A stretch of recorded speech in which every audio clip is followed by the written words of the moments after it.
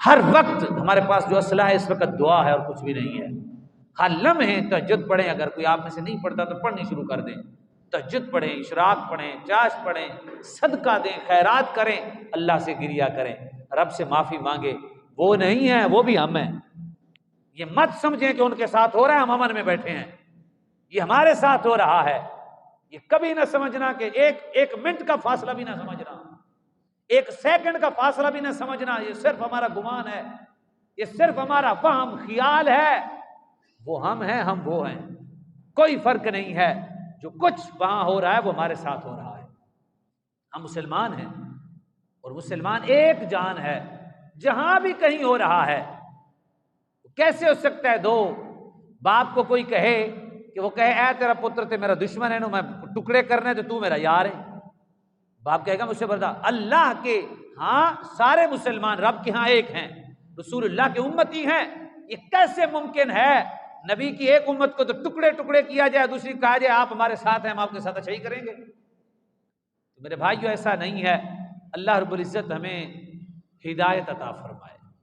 ایک درد ہے سینے میں اور ایک تکلیف ہے، آپ کو بھی ہوگی، نہ ہم بیان کر سکتے ہیں نہ آپ بیان کر سکتے ہیں. ایک کرب ہے، ایک قیامت ہے جو دن بدن بڑھ رہی ہے اور مسلمانوں پر ایک نزع کا عالم ہے، ایک درد کا عالم ہے.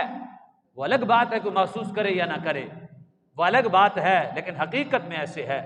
اس وقت اسلام کی نبض اپنی سانسیں کھو رہی ہے. سانسیں اس کی وہ اکھڑی ہوئی ہیں اور جان میں قوت نہیں ہے. دعا کریں کوئی ایسا اللہ رب العزت کرم فرما دے کہ اس کی سانسیں پھر سے بحال ہو جائیں، اس کی نبض اور اس کی جو طاقت ہے پھر سے بحال ہو جائے. اور اللہ رب العزت نے اتنی شان و شوکت، اتنی عزت و عظمت اور رفعت ہمیں عطا فرمائی کہ مساجد ہمیں دی، قرآن ہمیں دیا، نبی ہمیں دیا. اور قیامت تک میرے آلہ فرمایا احلت لی الغنائم، حضور نے فرمایا میرے لیے غنیمتیں حلال کر دی گئی، میرے لیے مسجدیں، ساری زمین کو مسجد بنا دیا گیا. مسجد ساری زمین کو جس کے مرضی قبضے میں ہے، ہمارے لیے وہ مسجد ہے.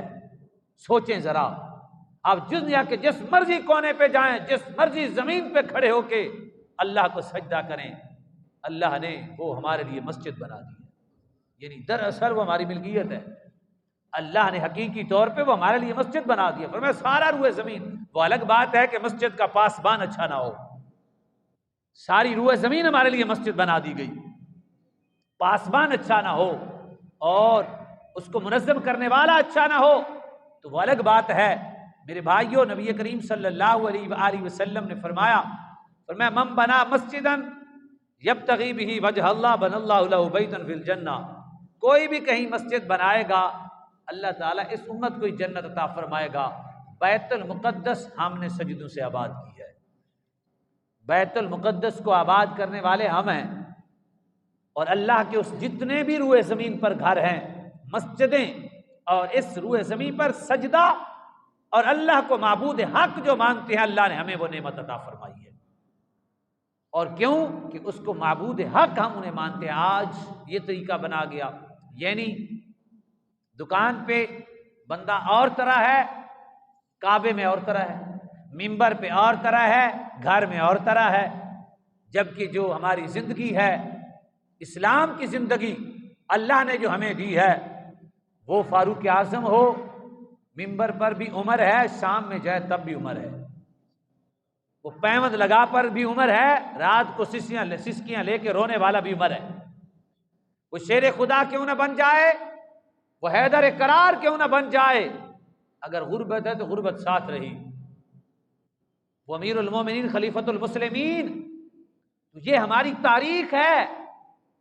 اور تاریخ کے جب سے عیش و عشرت میں مسلمان آئے، کیا کرنی تھی عیش و عشرت. اللہ نے ہمیں جو عیش نماز میں عطا فرمایا کسی کو معلوم ہی نہیں ہے.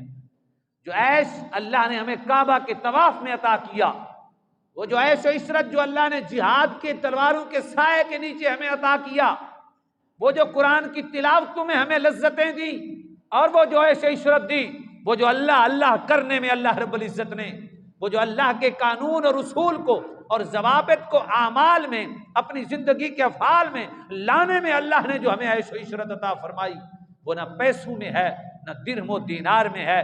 میں یہاں ایک مثال ضرور دوں گا، جب غزوہ خندق ہوا،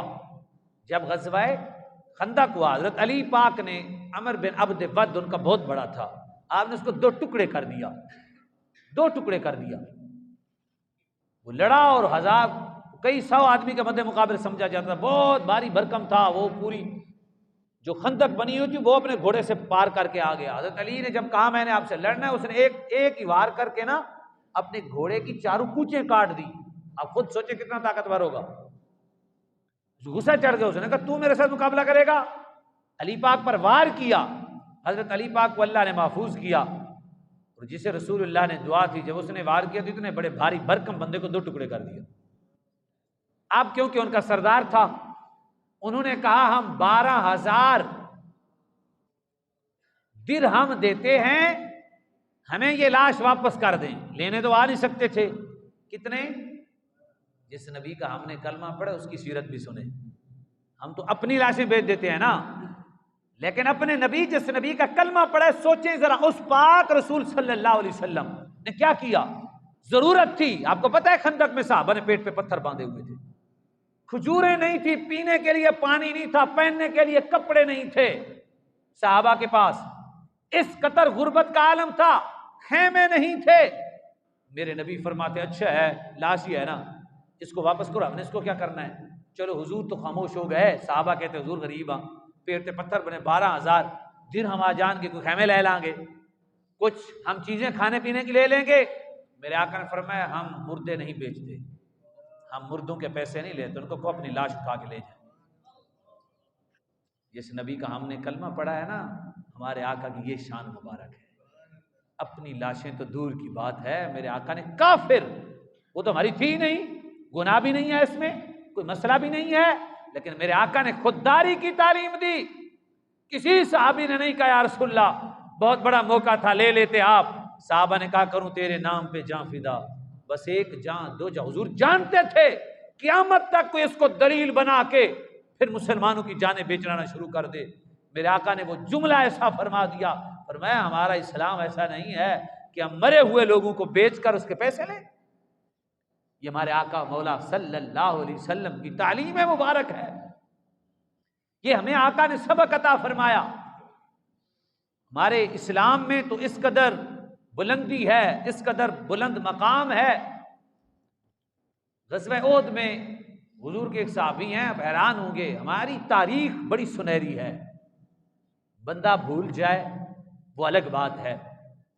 70 شہادتیں ہوئیں، وہاں حضرت امیر حمزہ کا کلیجہ چبایا گیا۔ نبی علیہ الصلوۃ والسلام نے حضرت زید بن ثابت کو بھیجا کہ یار سعد بن ربیعہ بھی زخمی تھا اور بڑی کارے اس کو زخم لگے ہوئے تھے، ذرا ان کے جا کے پوچھو، جا کے کہو کیف تجدو کا، اگر وہ زندہ ہے تو انہیں پوچھو کیا حال ہے، اس وقت تمہارا عالم کیا ہے، زخموں سے چور و چور ہیں، آخری سانسیں ہیں۔ اور زید بن ثابت قریب پہنچ گئے اور پوچھا تیرا کیا حال ہے؟ اس نے کہا کس نے بھیجا ہے؟ انہوں نے کہا رسول اللہ صلی اللہ علیہ وسلم نے فرمایا کیف تجدو کا، تو اپنے آپ کو کیسا پا رہا ہے، کیسے یہ لمحات ہیں؟ اس نے کہا اجدو ریح الجنہ، فرمایا میں جنت کی خوشبو سونگھ رہا ہوں، فرمایا یعنی بالکل قریب المرگ تھے، شہید ہونے والے تھے، سانسیں آخری تھی، اور پھر کہنے لگے جاؤ میری سانسیں آخری ہیں، جا کے سارے صحابہ کو میری طرف سے پیغام دینا، تم میں سے اگر ایک بھی کوئی زندہ رہا اور رسول اللہ کے دین پر آنچ آ گئی تو پھر اللہ ناراض ہو جائے گا، پھر اپنے ایمان کی سوچتے رہنا، پھر تو تمہارا ایمان نہیں بچے گا کہ مسلمان ایک زندہ ہو اور پھر رسول اللہ کے دین پر آنچ آ جائے۔ فرمایا جاؤ انہیں کہنا آخری سانسوں تک تم نے میرے نبی کے دین پہ پہرا دینا ہے، آخری یہی جملہ بولا اور ان کی سانس چلی گئی اور اس دنیا سے رحلت فرما گئے۔ ہماری تاریخ یہ ہے کہ وہ کہتے 2 بیٹیاں تھیں ان کی، کہتے کہ حضور کو کہنا میری 2 بیٹیاں ان کی شادیاں کر دینا، میں اکیلا تھا آ گیا ہوں، میری بیوی کا خیال کرنا، میرے گھر میں ماہانہ کوئی راشن بھیج دینا۔ میرے معاملات ہیں گھر میں، اللہ اکبر، کیا بات ہے یا رسول اللہ کے صحابہ کی۔ اللہ نے ایسے نہیں فرمایا آمنو کما آمن الناس، اللہ نے فرمایا ایمان اگر لانا ہے تم نے تو میرے رسول صلی اللہ علیہ وسلم کے صحابہ جیسا لاؤ۔ فرمایا ایمان ایسا ہونا چاہیے، ایمان ہو تو ایسا ہو، ایسا ایمان ہونا چاہیے۔ اس قدر ان کے ایمان پختہ تھے، انہوں نے کہا جی آخری لمحات ہیں تو پھر میرے آخری لمحات یہی ہیں۔ یہ ہے رسول اللہ صلی اللہ علیہ وسلم۔ حضرت حذیفہ شامیوں نے پکڑ لیا، سیر اعلام النبلاء میں یہ